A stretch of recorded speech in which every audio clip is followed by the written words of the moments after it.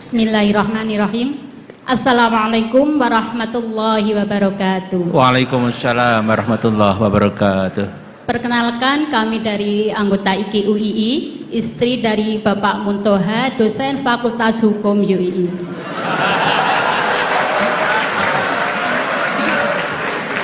Maaf, tadi diminta oleh mbaknya untuk memperkenalkan diri. Ya, monggo Bu Muntoha ya. Kepada yang terhormat Bapak Profesor Dr. M. Khurai Shihab dan Kiai Haji Ahmad Baharudin Nur Salim. Tadi sudah disampaikan banyak hal tentang tafsir, yang tadi menyinggung tentang pernikahan, kemudian tentang Anisa, tentang perempuan dan sebagainya. Kemudian saya ingat pada suatu saat saya berdebat dengan suami saya. Bagus ini. Betul ini. Saya pernah berdebat dengan suami saya mengenai ayat yang berbunyi, yaitu surat An-Nisa ayat 43 yang berbunyi, saya penggal ayatnya. A'udzubillahi minasyaitonirrajim. Bismillahirrahmanirrahim. Wa in kuntum marda ala safarin aw jaa ahadum minkum minal ghaiti aw lamastumun nisa falam tajidu ma'an fatayammamu sa'idan thayyiban famsahu biwujuhikum wa aydikum. Innallaha kana afuwan ghafura. Yang jadi pertanyaan adalah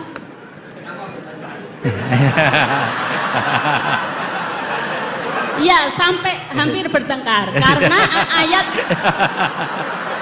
tentang ayat yang berbunyi aula mastumun nisa. Oke, aula mastumun nisa. Di sini kami teringat dulu waktu masih kuliah di IAIN, pelajaran usul fikih, yang mana dosen saya almarhum beliau sudah Pak Nur Madawam, beliau menerangkan tentang arti dari aula mastumun nisa, di mana beliau sebenarnya tidak bisa memberikan jawaban yang pasti, hanya beliau menyampaikan perbedaan pendapat dari kata aula mastumun nisa, yaitu ada dua mazhab. Yang satunya berpendapat bahwa aula mastumun nisa itu artinya adalah menyentuh, dan mazhab yang satunya saya lupa mazhab apa, itu maknanya adalah berhubungan suami istri.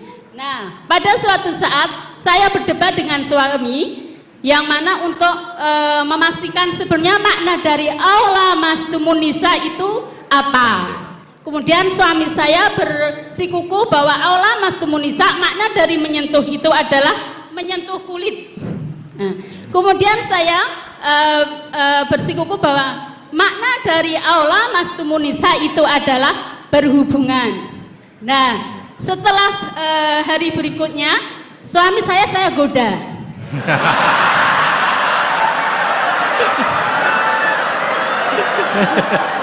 Ini ya, kontekstual ini. Saya goda.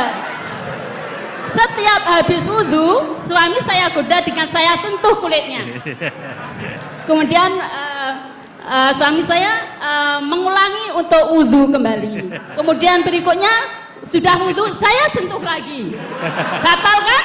Pendapatnya batal karena aula mastumun nisa tadi pendapatnya adalah menyentuh kulit.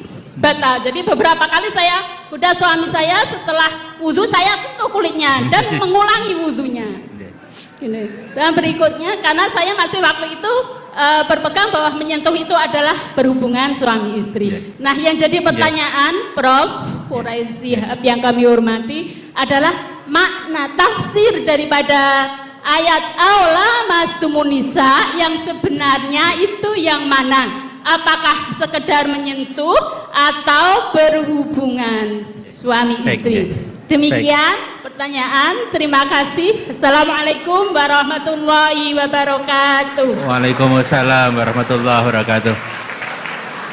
Sebelum menjawab, monggo Pak Ketua Umum Yayasan Senior Prof. Suarsono bergabung, ya.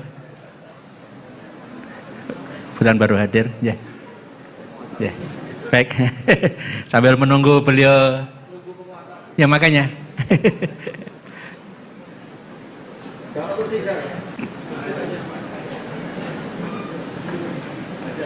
Ya. Ya. Ya, ini biar nunggu masuk dulu ya. Ya. Baik, Ibu Bapak, tampaknya dua penanya dulu. Yang pertama dari Pak Solahuddin terkait dengan lebih berani dan kontekstual, kira-kira gitu dalam menafsirkan. Kemudian yang kedua, monggo ini Pak Suwarsana Muhammad, Ketua Umum Pengurus Senior, Pak Kures, ya.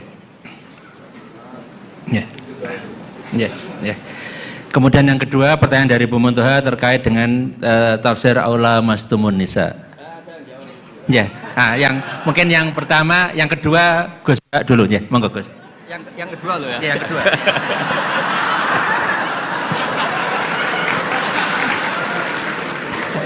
Enggak dijawab juga ya, kenapa bertengkar?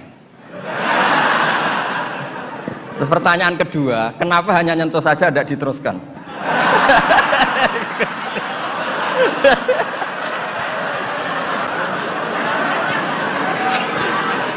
Nah, dikasih mic juga. Ya satu ya, pertanyaannya kenapa bertengkar? Jadi bertengkar dalam arti bercanda ya, tidak bertengkar yang serius dengan nafsu amarah tidak. Tapi ini bertengkar dalam arti memperdebatkan tentang ayat yang berbunyi Aula Mastumun Nisa tadi. Aula Mastumun Nisa. Setelah nyoba menyentuh kok kenapa suami nggak tertarik meneruskan? Itu pasti Pak. Itu pasti. Sebab kan ditinggal wudhu lagi tadi. Sebab waktu sholat, waktu untuk mengerjakan sholat, dan saya sengaja menggoda suami karena berpendapat bahwa menyentuh itu adalah menyentuh kulit, hanya menyentuh kulit adalah batal wudhu. Nah, makanya beberapa kali saya goda. Kalau nanti pertanyaan Gus Baha dilanjutkan.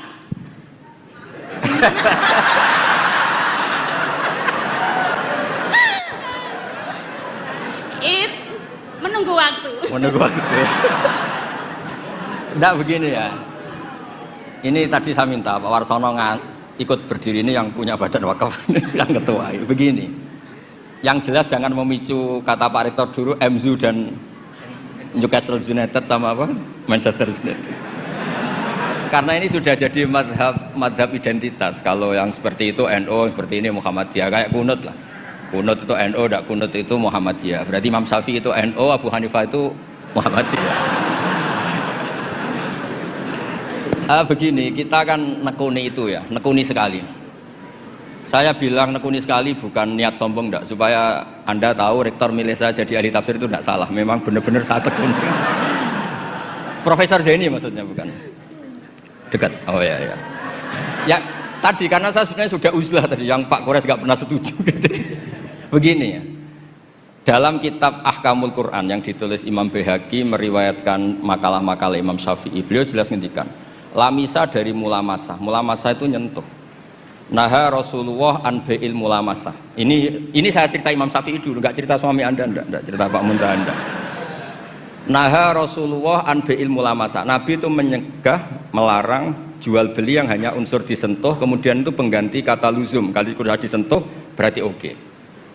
Sehingga beliau yakin seyakin-yakinnya kalau mulamasah urusan al-jassu bil yad, memang menyentuh. Nah, satu-satunya riwayat yang populer itu adalah Ibnu Abbas. Ibnu Abbas mengartikan awala mastumun nisa itu au jama'tumun nisa, memang sampai hubungan suami istri. Berarti Anda Ibnu Abbas, suami Anda Imam Syafi'i.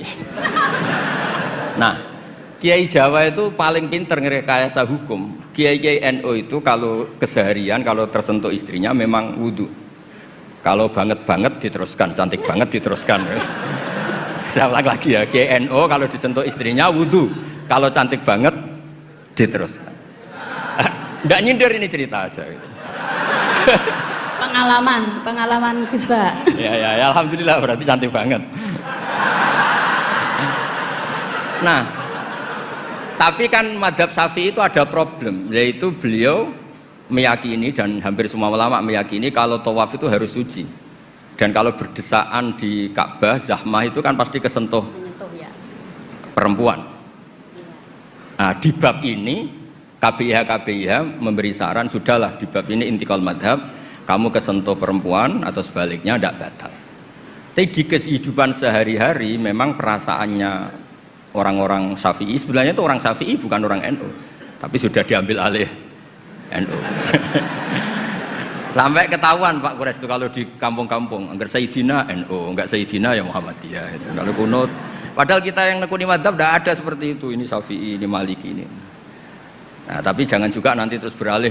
Ini madhabnya Pak Muntaha, ini madhabnya istrinya. Wah, malah ada pendiri madhab baru nanti dalam Islam. Ya, jadi konflik Anda, berdebat Anda bagus lah. Jadi kesannya UI itu di rumah pun ilmiah. Gitu. Jangan sampai debat begini. Itu gaji kamu di UI hanya sekian, tuntut Pak Warsono, jangan gitu. Itu kan tidak ilmiah. Alhamdulillah lah itu bagus. Teruskan saja debatnya.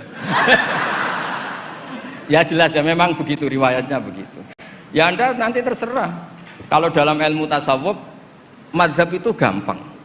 Kamu yakin tidak ketemu Allah dengan pendapat itu? Madhabun al-qawwahabi, kalau dalam ulama, hadza madhabi al-qawwahabi. Ini pendapat saya yang sampai ketemu Allah itu saya siap. Makanya saya ini bukan sok-sokan ini mengatur di depan Pak Kures, tidak mungkin bohong. Saya itu jadi kiai besar itu susah dan sungkan. Karena terus dihormati, disubyo-subyo. Jangan-jangan ini bagian duniawi. Sehingga saya kalau di rumah, tanya istri saya, keluarga saya. Kalau di rumah itu saya sering jenguk kiai-kiai madi, ini kiai kampung. Ini sebagai kafaro saya, jangan-jangan saya kenal rektor UI itu bangga, kenal ketua badan wakaf bangga, sehingga ini urusannya hanya bangga-bangganan, keren-kerenan. Sampai segitu tradisi di keluarga saya ini, karena ya memang itu tradisi. Dulu itu namanya Imam Syafi'i itu top terkenal, tapi punya mitra debat itu namanya Saiban Ar-Ra'i. Itu pengembala kambing miskin. Suatu saat Imam Syafi'i jenguk ke Saiban Ar-Ra'i ini. Tanya, menurut kamu zakat itu wajib pada siapa?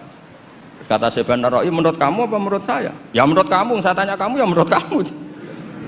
Ala kulli ghaniyin wa faqirin. Zakat itu wajib bagi orang kaya dan orang fakir. Loh kenapa? Masa orang fakir sudah miskin wajib zakat? Memangnya orang fakir hartanya bersih semua? Enggak kan? Saya memberi contoh itu nyuwun sewu, tambahannya menyinggung. Di kampung saya itu kan kalau ada acara misalnya haul atau pengajian atau apa. Gak mungkin kan di UI tak contohkan acara apa gitu yang pakaiannya serono kan, gak mungkin misalnya acara-acara apa. Itu orang yang hanya beli rafia, ngerti itu sama rafia? Yeah. Apa bahasa Indonesia rafia itu? Pokoknya rafia. Yeah. Itu lapangan tuh gak jelas milik siapa. Yang pertama masang rafia itu yang paling berhak menerima apa? Parkir. Dan akhirnya ya dapat uang. Coba itu atas nama fikih itu sah apa enggak? Itu kalau atas nama orang fikir, yang fikir enggak dia tok. Kalau atas nama tamaluk, apa dia memiliki itu, milik orang banyak. Itu banyak tukang parkir yang di kampung saya terus tanya, iya Gus bener jenengan, kita yang tukang parkir itu nanti trotoar juga gitu, hanya modal rafia terus dia berhak. Artinya apa? Rezeki orang miskin juga banyak yang masalah kalau nggak dizakati itu. Terus Imam Syafi'i tertawa-tawa. Ya tertawa-tawa artinya terjadi madhab bersama.